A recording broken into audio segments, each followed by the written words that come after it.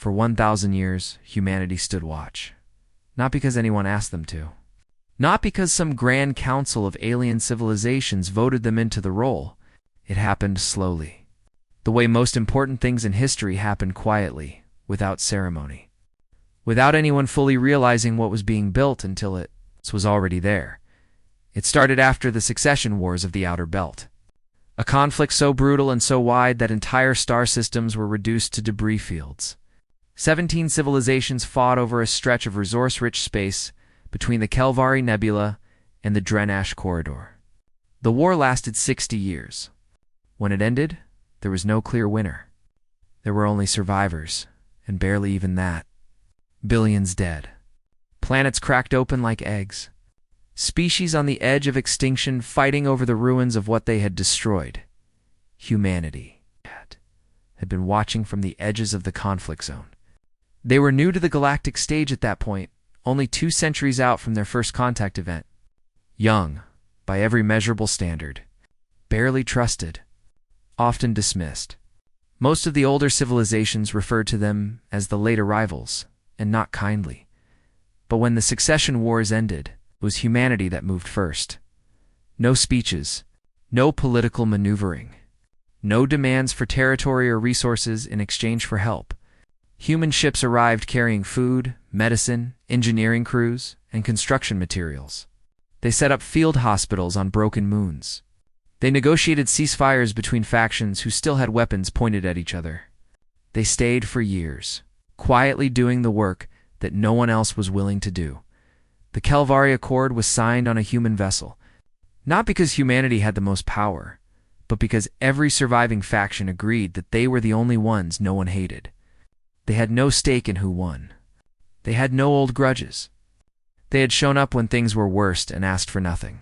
The Accord created the neutral zone, a stretch of space 20 light-years wide.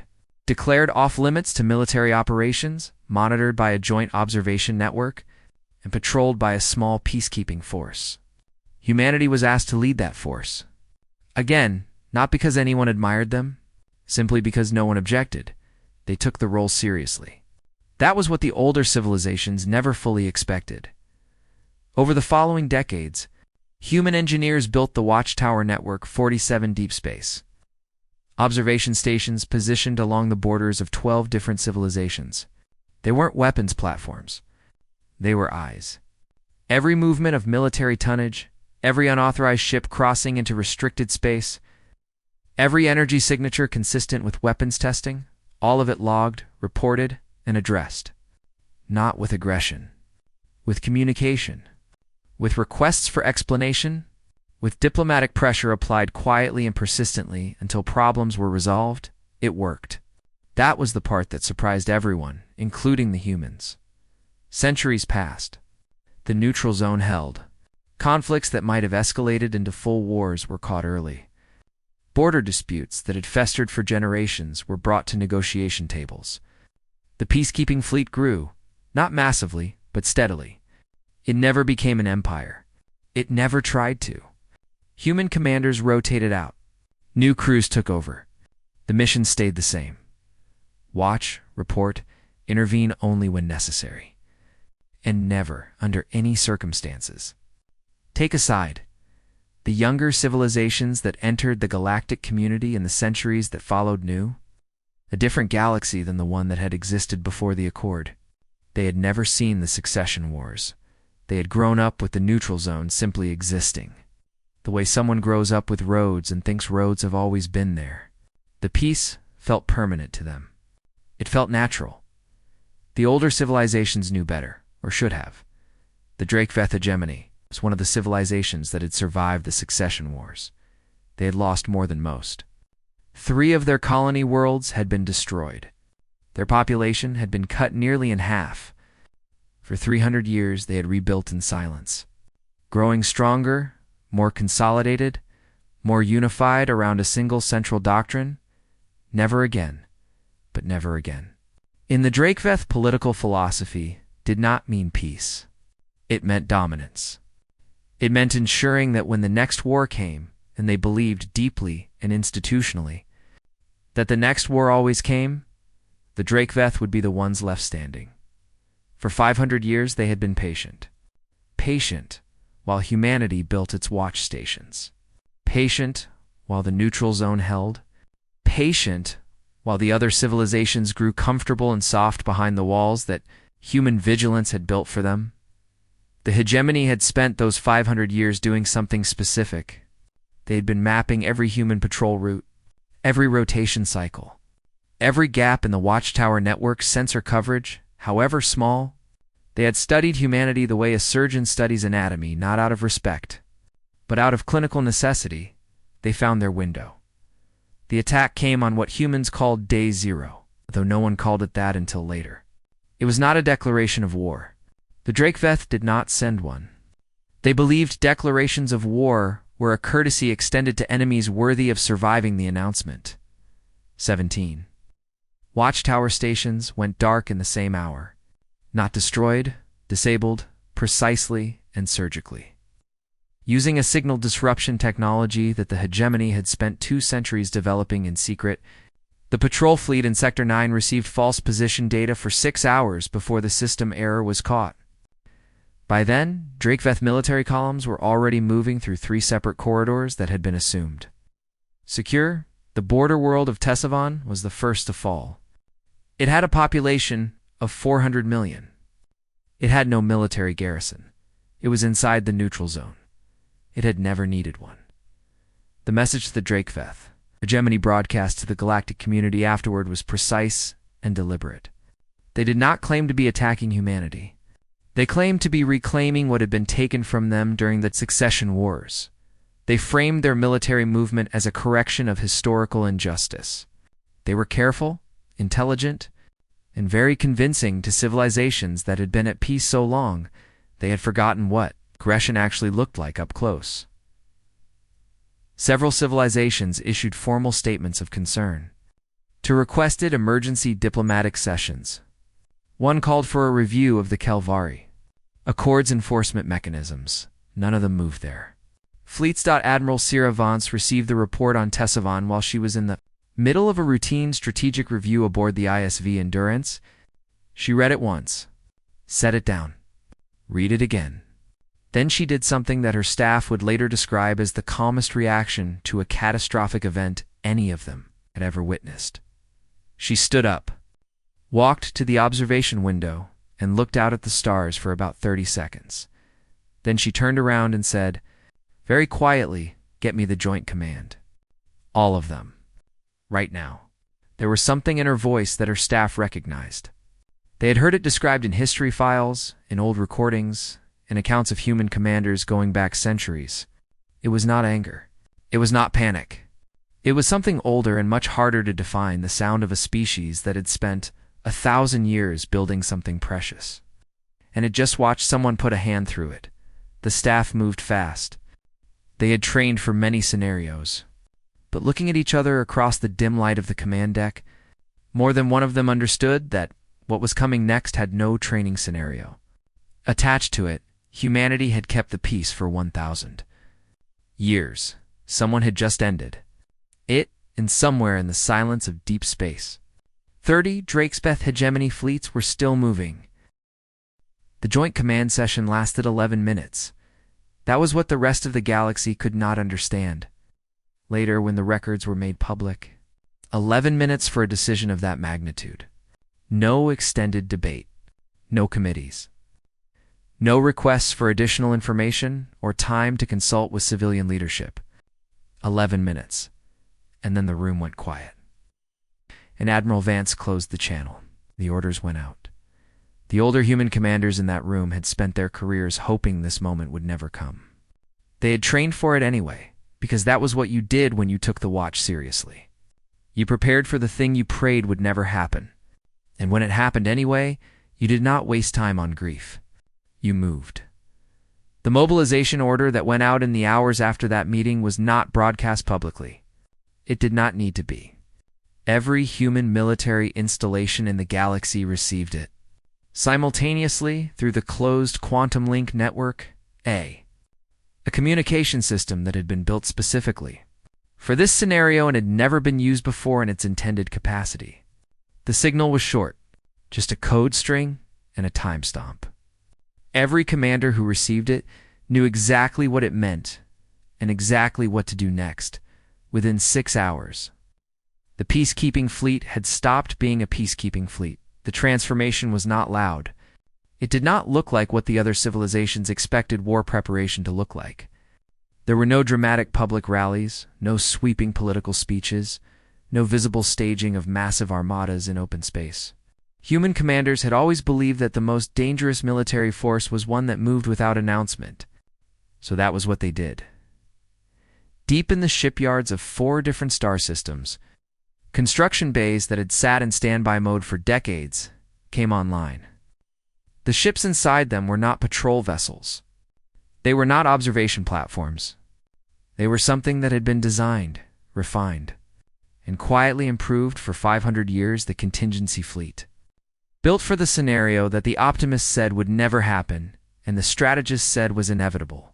Ships so thoroughly engineered for a single purpose that they had no civilian application whatsoever. They were, in the blunt assessment of the engineers who built them, tools for ending things, the Drakeveth hegemony. Meanwhile, was still moving by day 3. They had secured Tesavon completely and established a forward command position on the moon of Drevosh. Their logistics chain was clean, their supply lines were secure, and their political messaging to the rest of the galaxy was working better than even their own commanders had predicted.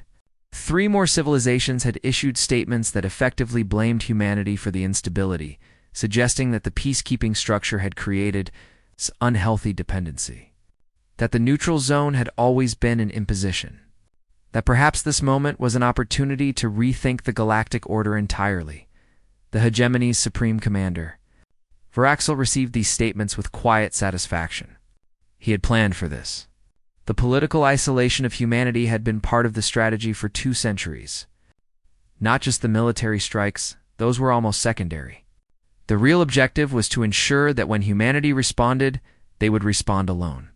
No allied fleets. No coalition of civilizations rising to support the peacekeepers. Just humanity, isolated.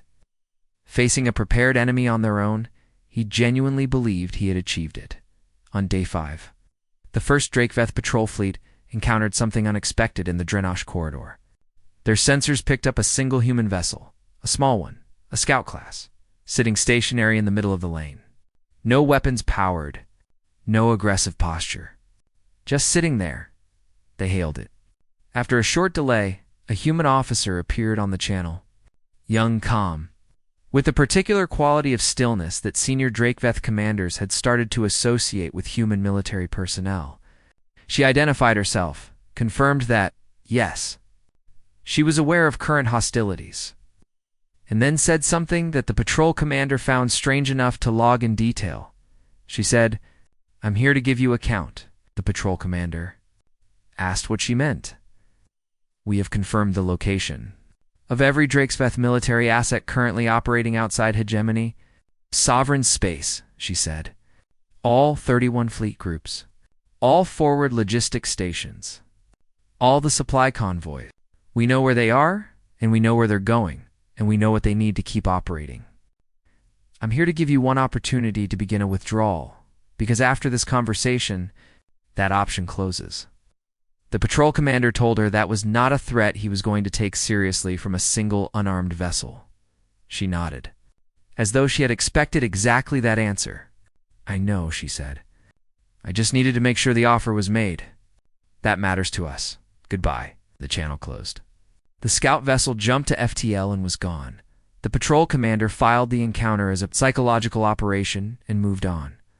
On day 7, the Drakeveth's deep space sensor network started going wrong. Not dramatically. Not all at once. That was the part that made it so unnerving.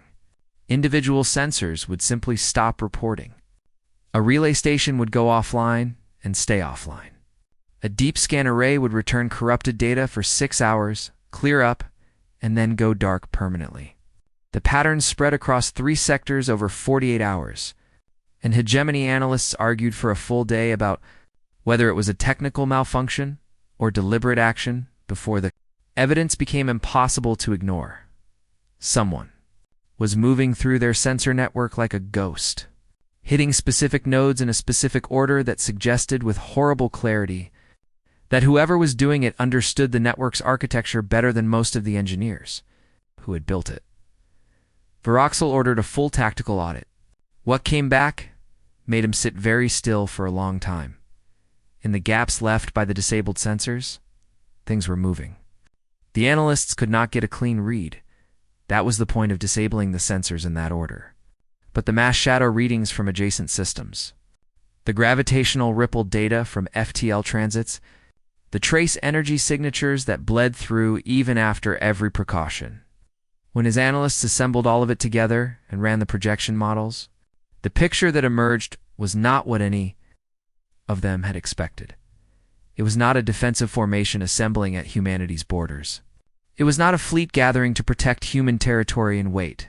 It was converging from multiple directions, moving toward the hegemony's operational positions with a geometry that was not defensive at all. One of his analysts, a young commander named Shivit, who had impressed Varaxel with her precision in the past, brought him the final projection map on day 9. She set it on the table in front of him and did not say anything for a moment. Then she said, "Sir, I've run this 6 times. The convergence model keeps coming out the same way." He looked at the map, the lines of movement, the projected intercept points, the timing estimates. "How long?" he asked. "At current velocity estimates," she said, "the outer elements reach intercept range in approximately 3 weeks. He stared at the map. He thought about the intelligence reports his people had compiled over 5 centuries. The patrol schedules, the sensor gaps, the carefully identified weaknesses in the human peacekeeping structure. He had built his entire campaign on those foundations. He had not accounted for the possibility that the weaknesses were known, that the patrol schedules had been designed to be observed, that for 500 years humanity had been watching the Drakeveth watch them, and had been preparing quietly, without announcement. In those sealed shipyards, no external sensor had ever successfully penetrated. For exactly this, he did not say any of this out loud. He was too experienced to show that kind of reaction in front of his staff. But that night, alone in his command quarters with the projection map still glowing on his table, Varaxel thought about something his military historians had noted but he had never fully appreciated in 1,000 years of peacekeeping. Humanity had never once, not a single time, failed to complete an operation they had formally committed to, not once. In 1,000 years, he looked at the converging lines on the map. He thought about the young officer on the scout vessel, the calm in her voice, the specific way she had said goodbye. He thought about the 11-minute meeting that had produced the mobilization order. And for the first time since the campaign began, Varaxel felt something he had not felt in a very long time. By day 12, the rest of the galaxy had started paying attention in a different way. For the first 9 days after the Tessavon strike, the dominant conversation among galactic civilizations had been political. Committees were formed, statements were drafted. Old grievances about the neutral zone's authority were aired in diplomatic channels that had been quiet for decades. The Drakeveth's hegemony's framing that this was a historical correction, not an act of war, had found more willing ears than humanity's leadership had hoped, though not more than they had prepared for, than the censor. Blackout reports started leaking. No one in the hegemony had officially announced what was happening to their deep space network. They hadn't needed to. 17 different independent observation systems, operated by smaller civilizations along the border zones, had noticed the same anomalies.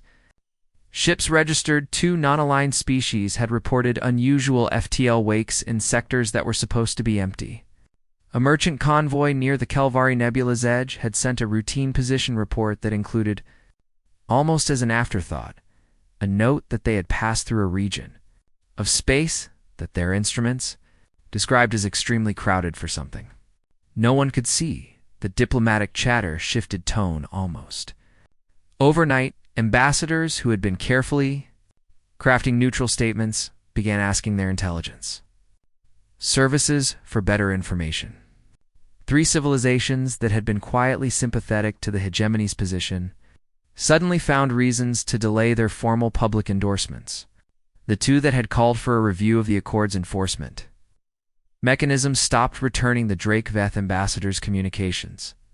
The Mirathi Collective, one of the oldest surviving civilizations in the known galaxy, sent a single message to every other civilization on day 13. It contained no political analysis and no recommendations. It simply said, "We have seen this before. Pay attention." The Mirathi had been old enough to remember the time before the Accord. They had fought in the succession wars. They had watched humanity arrive at the ruins and start building something that no one believed would last.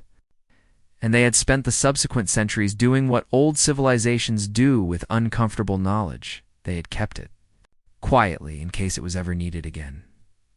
What the Mirathi remembered, and what most of the younger civilizations had never learned, was that humanity's peacekeeping record was not the most important thing about them. The most important thing was what they had done in the decades before the Accord, when they had first arrived in galactic space, when they were still new, still young, still being dismissed. As the late arrivals with their primitive drives and their odd biology and their inexplicable habit of treating every species they encountered as though it might eventually become a neighbor worth knowing. In those early decades, humanity had fought exactly one war. One. A defensive conflict against a species called the Vorath, who had decided that humanity's first colony vessels were a convenient target for resource extraction. The Vorath were not a small civilization. They were not militarily weak. They had raided dozens of developing species over the centuries and had never faced meaningful resistance. The war lasted for years. When it ended, the Vorath as a political entity had ceased to exist. Not their species. Humanity had been very specific about the distinction. The species survived. The government that had ordered the raids, the military structure that had carried them out, the institutional framework that had made the policy possible, those were gone, completely and permanently disassembled. What replaced it had been constructed under human supervision and had remained stable for the 900 years since. The galaxy had noted this at the time.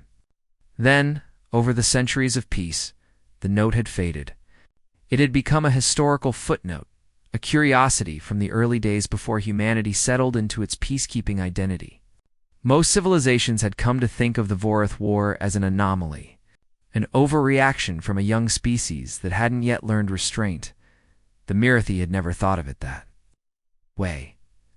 On day 14, Admiral Vance gave her first public communication since the mobilization order. It was not a speech. It was not a declaration of war. It was addressed directly to the civilian population of the Drake-Veth hegemony, broadcast on every frequency their communication systems used, translated into their 12 primary languages and 40 regional dialects. It was 3 sentences long. Your government has destroyed something that protected you as much as it protected everyone else. The people who made that decision are responsible for what follows. You have until day 30 to remove them from power and begin withdrawal from Tessavon. After day 30, the question of your government's survival is no longer one we will negotiate. The hegemony's propaganda apparatus went into immediate overdrive. Vance's message was reframed as evidence of human imperialism, human arrogance, human aggression against a civilization simply trying to reclaim its dignity. The state media produced extensive analysis of why the ultimatum proved everything the hegemony had always said about humanity's true intentions. Approval ratings for Varaxal's government, already high from the initial euphoria of Tessavon's capture, climbed further, but the civilian response was not entirely what the government had managed in the past. The message had gotten through, not just officially, but personally, family to family, person to person, in the way that messages always spread when a government is trying to stop them. Ordinary Drake-Veth citizens had seen Tessavon's fall celebrated. They had also seen something else in the days since. The quiet, persistent absence of human reaction. No angry speeches. No emergency fleet movements announced in public channels. Just silence, and somewhere in that silence, the growing understanding that something was moving toward them that they could not see. Varaxal held an emergency military session on day 15. The news from his intelligence teams was increasingly difficult to process. They had managed to get an indirect reading on the mass shadow data from the Kelvari approaches imprecise. It's full of errors, but enough to attempt a size estimate. When his chief analyst presented the numbers, the room was quiet for a long moment. "That can't be right," said his second-in-command. "I've verified it 4 times, the analyst said. "Where did they come from?"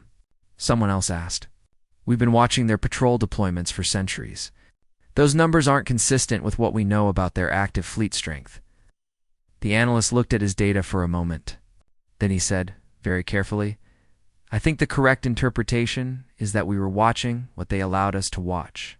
No one in the room said anything after that. On day 17, the first human vessels became visible to the hegemony's remaining functional sensors. Not the full force that was still positioned further back, still moving with that infuriating silence. What became visible were 12 ships, positioned in a precise geometric formation at the edge of sensor range. They were not doing anything. They were just sitting there, perfectly still. At the exact distance required to be detectable, Varaxol's communications officer reported that one of them was broadcasting a signal. Just a number. Counting down. It had started at 312 and was decrementing once per standard hour. Counting the hours too. Day 30? On day 19, the first cracks appeared in the hegemony's political unity. A coalition of 7 regional governors sent a private message to the Supreme Command asking for a meeting to discuss strategic reassessment. 3 of the 7 had family. Members on Tessavan, not soldiers. Just ordinary citizens who happened to live on the world their government had used as its opening move. On day 21, a group of hegemony military officers, not senior commanders, middle rank. The kind of people who had spent their careers in operational planning, submitted a formal internal assessment to the Supreme Command. The document ran to 60 pages. Its conclusion was summarized in one sentence: "We cannot win this." Varaxol did not make the document public. He did not court-martial the officers who had written it. He read it once, placed it in a sealed file, and spent a long time staring out the viewport of his command station at the stars. On day 2, one of his most trusted generals came to him privately and said something that no one else in the hegemony was willing to say out loud. "Sir," she said, "I think we were wrong about what they built." He didn't ask what she meant. He already knew. They had assumed that 1,000 years of peacekeeping had softened humanity, that the mission had become the identity, that the Watchers had forgotten how to be anything else. It had seemed like a logical conclusion. A civilization that spends 10 centuries maintaining order, mediating disputes, carefully avoiding conflict, surely they had traded away whatever edge their ancestors once had. What they had not accounted for was the alternative explanation, that humanity had spent 1,000 years deciding exactly what they were willing to fight for, and had spent every year of that millennium making quiet, unhurried, methodical preparations for the day someone finally made them prove it. The countdown on the 12 visible ships kept running. 13 days left. On day 26, the Drakeveth hegemony fractured. It did not happen with a dramatic announcement or a public split. It happened the way institutions collapse when the pressure has been building too long from too many directions, quietly at first, and then very fast. A regional governor in the outer territories declared that his jurisdiction was suspending support for the current Supreme Command's military policy pending a civilian review. 2 hours later, 4 more governors made similar statements. By the end of the day, the coalition backing Varaxol had lost 1/3 of its membership, and the political emergency was spreading faster than his. Communications teams could manage the messaging. The hegemony's civilian population had seen the countdown. Everyone had. It had become the singular, fixed point around which every conversation orbited at dinner tables, in workplaces, in the quiet of people's homes, where they looked at the number in news feeds and tried to calculate what it meant for them personally. The government had spent days explaining that the countdown was psychological theater, a human attempt to manufacture panic and force a political capitulation that their military could not achieve through force. The problem was that nobody believed it anymore. The middle-rank officer's assessment had leaked.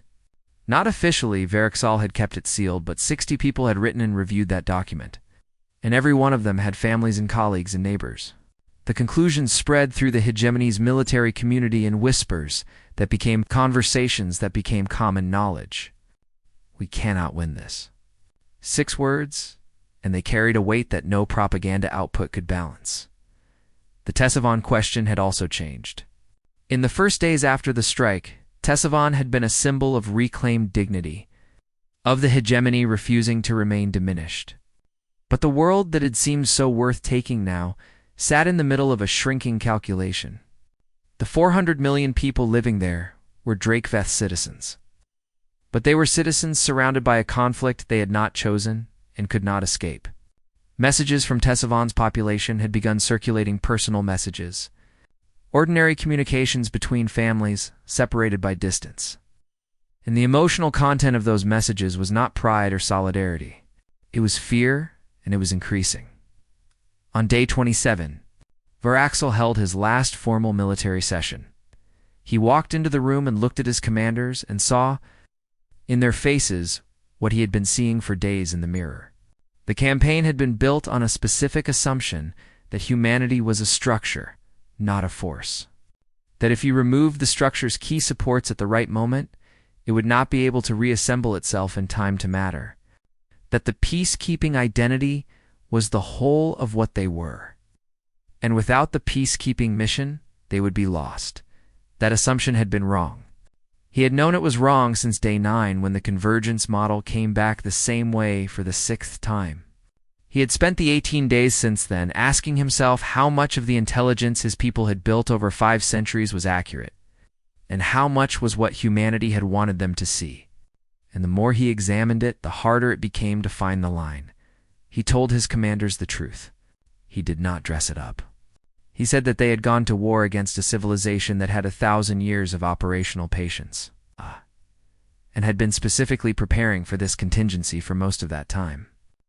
He said the mass shadow readings from the Calvari approaches were not an error. He said the officers who had written the 60-page assessment had been doing their jobs correctly, should not be blamed for the conclusion. And he said that the 3 days remaining before the human deadline were not 3 days in which they could reverse the military situation. They were 3 days in which they could make a decision about what kind of civilization the Drakeveth hegemony wanted to survive as. Nobody in the room disagreed with him. That was the part that told him everything he needed to know about where they actually were. On day 28, the hegemony government made contact with Admiral Vance through a back channel that had been offered to them on day 1 and left open without comment ever since. The conversation was private. No recording was made public. But its outcome became apparent within hours. On day 29, the Drakeveth Supreme Command broadcast a formal statement. Varexal read it himself, in full uniform, on live feed, to every system in the hegemony. The statement acknowledged that the military operation against Ctesiphon had been conducted in violation of the Calvari Accord. It announced the beginning of an immediate and unconditional withdrawal from all occupied positions. It confirmed that the current Supreme Command would submit to a civilian accountability process. And it contained in its final paragraph something that no one had expected, a direct acknowledgement, word for word, that the Drakeveth hegemony had benefited from the peace that the Accord had maintained, and that the attack had been a betrayal of the civilization that had built, and held that peace at no small cost to itself. Varexal's voice did not break while he read it. He was too disciplined for that. But the transmission was long enough that observers noted his expression change slightly when he reached that last paragraph. Not dramatically, just enough. On day 30, the 12 human ships that had been sitting in geometric formation at the edge of sensor range since day 17 went dark and left. The countdown stopped at 0 and was not replaced with anything. The silence that followed was the loudest thing in the sector. In the weeks after day 30, the galaxy had to reckon with something it had managed to avoid confronting for 1,000 years. Humanity had not used their fleet. That was the fact that kept appearing in every conversation, every analysis, every diplomatic session that followed. The ships that had converged on the hegemonies operational positions, the full scale of which only became publicly known when the Mirathi released. Their own independent observation data had never fired a weapon. They had moved into position, made themselves known on exactly the timeline their commanders had chosen, and then stopped and waited. The civilizations that had been quietly calculating whether humanity was bluffing had their answer. And the answer was not what they had expected, because bluffing implies you would have stopped. The hegemony had seen enough to know they would not have stopped. The accountability process that followed within the Draketheth hegemony was not imposed by humanity. That was the second fact that mattered. Vance had said it on day one in the 3-sentence broadcast. The people who made that decision are responsible for what follows. And then humanity had done what they said they would do, and the Draketheth people had done what they needed to do. The process had been entirely internal. 7 members of the Supreme Command, including Varexel himself, faced formal hearings before a civilian tribunal. The process took 2 years. The outcomes were not executions. They were permanent removal from power and a structured program of institutional reform that humanity agreed to observe and verify the younger. Civilizations that had been edging towards sympathy with the hegemonies, framing retreated from those positions without ever quite admitting they had held them. The 2 that had issued near endorsements of the Draketheth action experienced quiet but unmistakable changes in their diplomatic relationships with humanity. Nothing punitive, nothing aggressive, but a particular quality of attentiveness and human diplomatic engagement that made clear the positions had been noted and filed. The Mirathi sent a second message to the galactic community. 3 months after day 30, it was longer than the first. It reviewed what had happened from beginning to end with the dispassionate clarity of a civilization. Old enough to have the full historical context, it made specific note of the fact that humanity had been offered dismissal, political isolation, and the assumption of obsolescence, and had met all 3 with a response that was, in the Mirathi's precise phrasing, entirely consistent with everything they have ever been. Once you understand what that is, Asavan recovered. Slowly, and with help, human engineering crews stayed for 3 years after the withdrawal, rebuilding what the occupation had damaged. No one was charged for the assistance. No political leverage was extracted. When the crews finished, they left quietly, the same way they had come in. On the first anniversary of Day 0, Admiral Vance gave a short address to the human peacekeeping fleet. It was not broadcast publicly. It was an internal communication, fleet personnel only. But it was later released in full, and what it said was remembered for a long time. She talked about what peace actually is. Not the absence of conflict, she said. Because anyone who has ever guarded something knows that the absence of conflict isn't peace. It's just the gap between the last fight and the next one. Real peace, she said, is something you build, something you maintain, something you recommit to every single day, not because it's comfortable, but because you understand what the world looks like without it. You understand it because you've seen it, or because the people who came before you saw it and made. Sure, you would know, she said that. Humanity had spent 1,000 years doing something that no one had asked them to do, and that most of the galaxy had taken for granted. And she said that she was not angry about that. Being taken for granted was part of the job. You didn't guard the peace because oath.